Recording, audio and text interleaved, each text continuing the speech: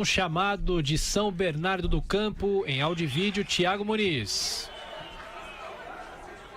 Thiago Berraich, no momento em que o ex-presidente Luiz Inácio Lula da Silva se aproxima do palco em que está montado aqui no terceiro andar do Sindicato dos Metalúrgicos. Ele acompanhava o julgamento até agora no segundo andar, numa sala privada, junto com diretores e representantes do Partido dos Trabalhadores. Ele chegou por volta das 10h20 da manhã, entrou direto, sem falar com a imprensa, entrou de carro, entrou diretamente na garagem e subiu de elevador. Agora ele vem aqui para ser saudado. A gente fala aqui do fundo desse auditório. Ele entrou por uma porta lateral e agora ele é saudado pelas pessoas que estão aqui, que estão acompanhando o julgamento, a militância do Sindicato dos Metalúrgicos. O ex-presidente aparece agora. É possível que ele até faça uma fala aqui no palco, mas está programado para que ele venha a falar efetivamente em público na Praça da República a partir das 5 da tarde de hoje. É esperado até que por volta das 2 da tarde a militância saia daqui e já vá em direção à região central da capital paulista. De qualquer maneira, o ex-presidente faz uma aparição por aqui e a gente aguarda se ele se pronuncia aqui no palco do Sindicato dos Metalúrgicos em São Bernardo do Campo. Nós voltamos ainda daqui a pouco com mais informações. Vamos só ouvir um pouco nesse momento a saudação que foi feita, está sendo feita ao presidente no momento em que ele sobe ao palco. Não sei se é possível aqui o Bruno se aproximar um pouco mais à imagem.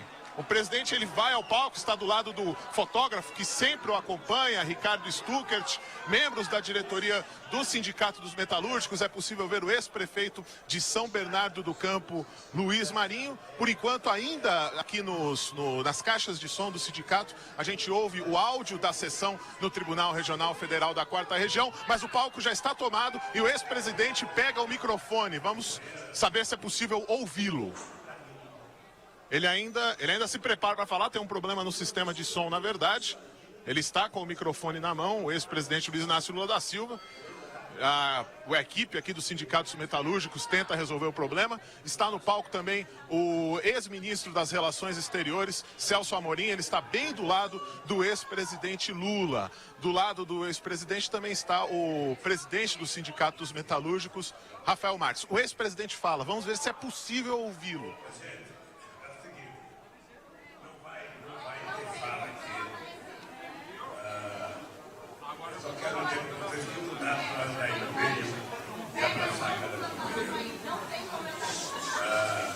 Perdi algumas figuras importantes, além dos dirigentes que você já conhece. Está aqui o governador do estado do Acre, o companheiro Leoniano.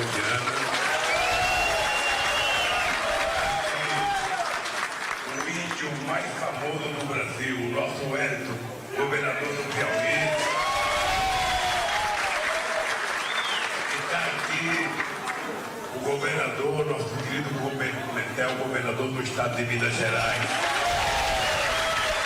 Além do que, está o nosso querido embaixador Celso Amorim, que foi ministro da Relações Exteriores do governo, além do Maria, além dos vereadores, além dos deputados estaduais. Eu não posso ficar fazendo nominata, porque isso aqui não é um ato. Eu só queria dizer para vocês que eu estou extremamente tranquilo e estou com a consciência do que está acontecendo no Brasil e tenho certeza absoluta que não cometi nenhum crime. Tenho certeza que por conta disso a única decisão que eu espero que possa acontecer hoje é eles, pelo fato de não ter crime cometido, eles por 3-0 dizerem que o juiz Moro errou ao dar sentença.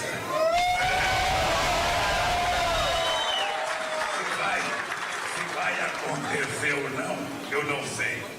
Mas a única coisa certa e justa que poderia acontecer no país seria isso.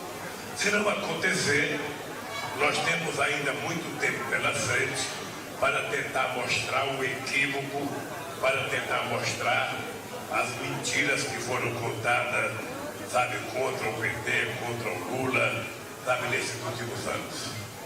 A única coisa que eu quero que vocês saibam é que eu tenho muita tranquilidade para enfrentar a diversidade. Eu tenho muita noção dos problemas que estamos vivendo e queria dizer para vocês que o que está acontecendo comigo é muito pouco diante daquilo que está acontecendo com milhões de desempregados nesse país.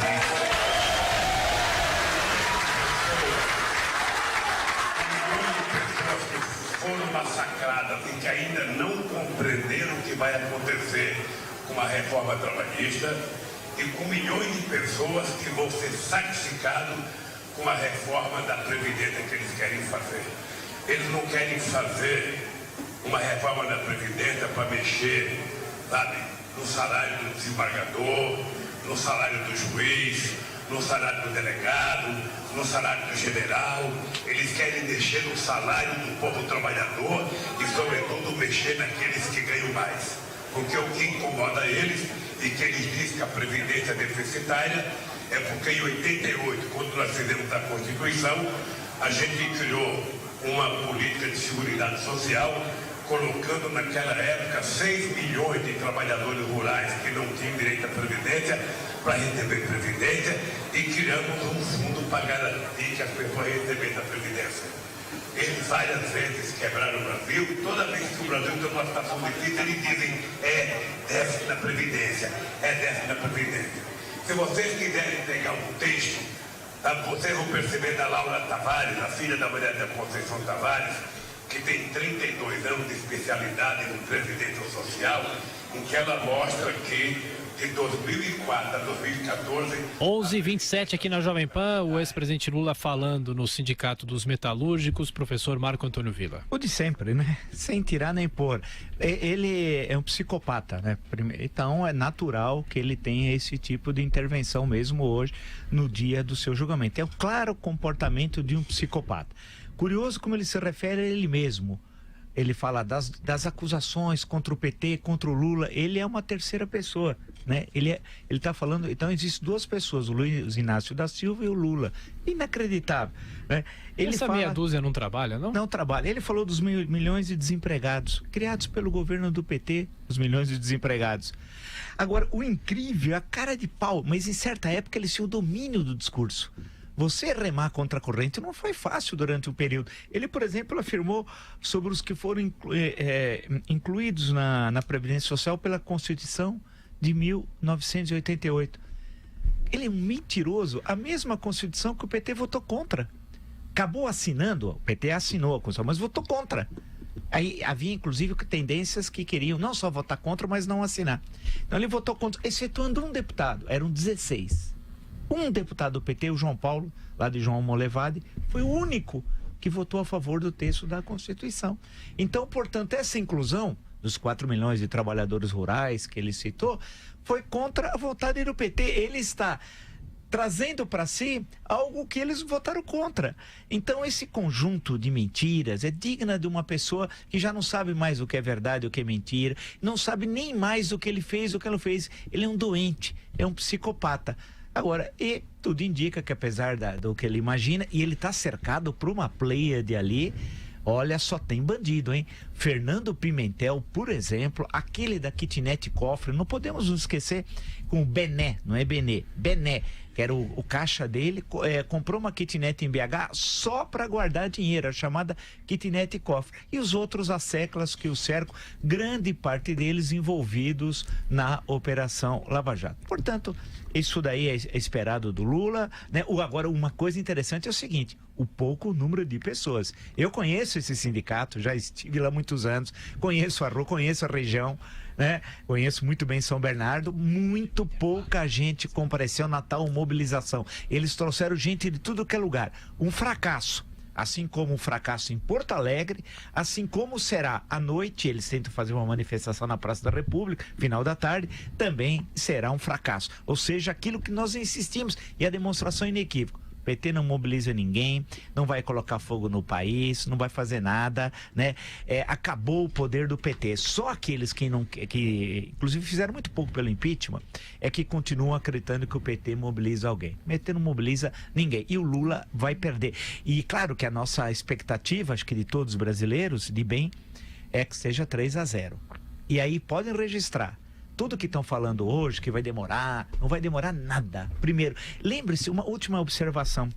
Nada como uma história recente, quase que uma história do tempo presente, que é uma das possibilidades de fazer a história.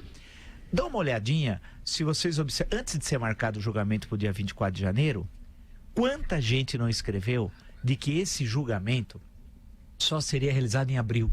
Alguns falavam em maio. Dá uma olhada na imprensa, hoje é muito fácil. Erraram.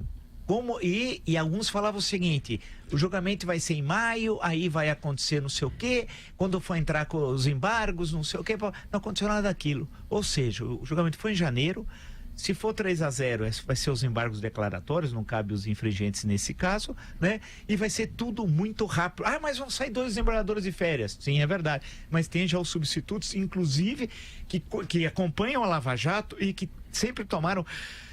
as suas decisões, as suas sentenças foram muito severas. Então, o cenário está desenhado. 3-0, Lula não é candidato, Lula na cadeia, é esse o caminho. E muito rapidamente, será uma espécie de lição para aqueles que assaltaram o meu, o seu, o nosso dinheiro.